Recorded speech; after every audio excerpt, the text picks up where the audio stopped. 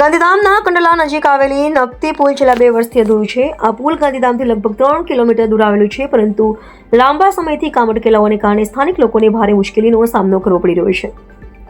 રસ્તામાં અનેક ખાડા અને ધૂળના કારણે વાહન ચાલકો રોજ તકલીફ અનુભવવી પડે છે. ખાસ કરીને ભારે વાહનોના અવરજવર સમયે ટ્રાફિકની સમસ્યા ગંભીર બની જાય છે. સ્થાનિક રહીશો અને વેપારીઓએ અનેકવાર રજૂઆતો કર્યા બાદ પણ કોઈ કાર્યવાહી થઈ નથી. લોકોનો આક્ષેપ છે કે 2 વર્ષથી અધિકારીઓ કે તંત્ર તરફથી કોઈ ધ્યાન આપવામાં આવ્યું નથી. ગાંધીધામના સામાજિક કાર્યકર રમણભાઈ એમ ચૌહાણે જણાવ્યું હતું કે આ પુલનું કામ તાત્કાલિક પૂરું થવું જોઈએ.